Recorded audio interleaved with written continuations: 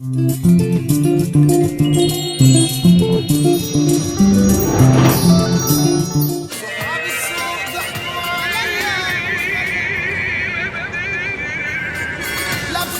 حاجة بني وشربوني.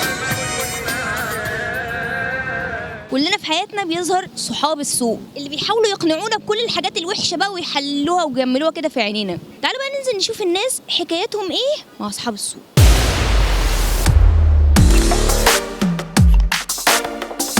عندك اصحاب سوق؟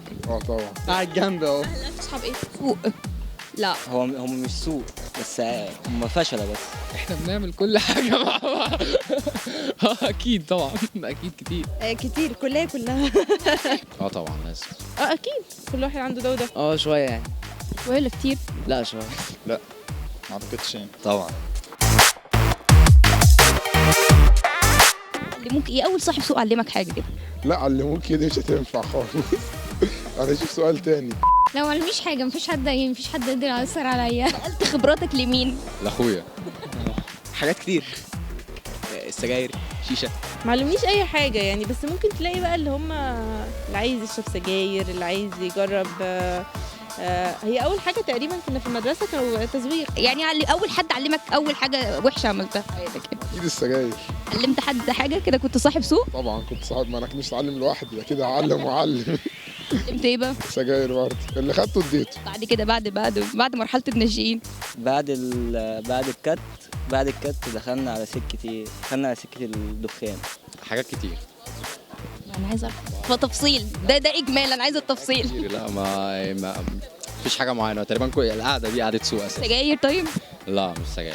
ما علمونيش حاجه. اصل انت لو شخصيتك قويه ما فيش حاجه اسمها صاحب سوق. ولا سجاير ولا هو اصحابي الكويسين حتى لو بيشربوا سجاير ما فيش حد بيعزم عليا بسجاير ولا في حد بيعزم عليا عادي يعني.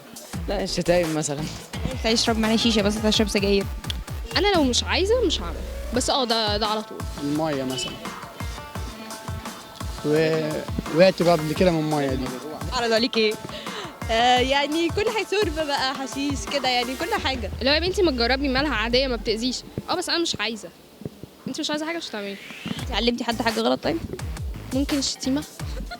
كنت من المحاضرات سجاير. لا انا مش سجاير. سجاير. طب انت بقى لما يبقى عندك ولاد كده مثلا كمان 20 سنه ويبقوا قدك مثلا وتلاقيهم بيعملوا الحاجات اللي بتتعمل دلوقتي، بتعملي معاهم ايه؟ هو عامه مش هيعملوا اللي احنا بنعمله دلوقتي، يعملوا اكتر من كده. بيعملوا ايه بقى؟ ايوه انا كنت ده برضو التطور بس يعني والله مش عارفه احنا هنوصل لايه، يعني احنا وصلنا اصلا لحاله وحشه جدا، مش عارفه نوصل بعد كده لايه فعلا. ولادنا هيعملوا ايه؟ ولادك لما يكبروا لو لقيتهم بقى بيشربوا سجاير تعمل معاهم ايه؟ ما هو اصل انا شربت فيشربوا هم كمان. اني احاول اتكلم معاهم بعقل شويه، او يعني احاول اخليهم يرجعوا عن الكلام اللي هم فيه او الفكر اللي هو فيه ده. لا والله دي حاجات بقى، يعني حاجات جامده قوي. طوروا ليه تفتكر؟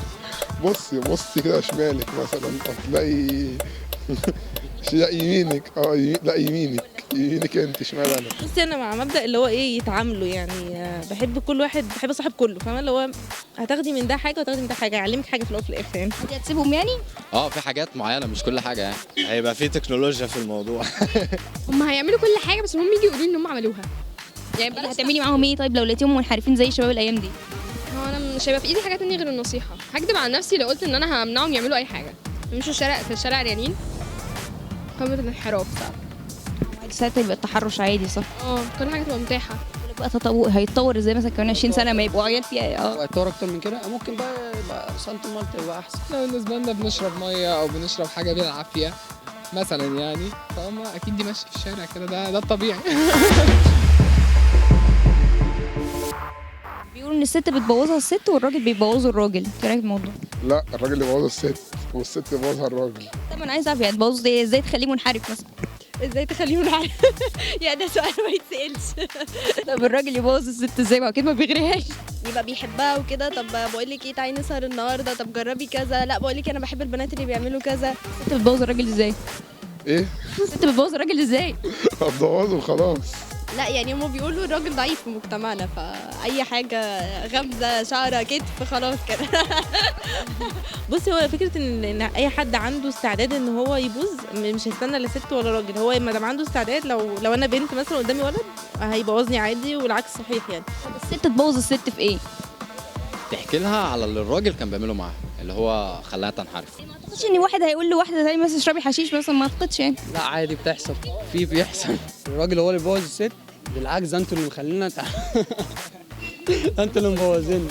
اي حد بيبوظ اي حد، طالما اللي بيتكلم يعني اللي بيبوظ ده بيكلم مين. لو ده شخصيته ضعيفه كده كده هيبوظ.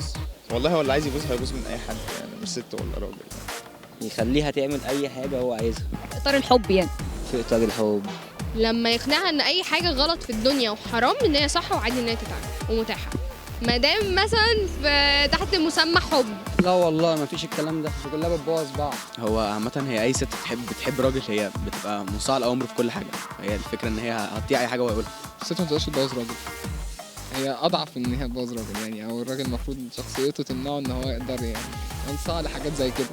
الراجل يبوظ الست ازاي؟ يا نهار ابيض يا جدع،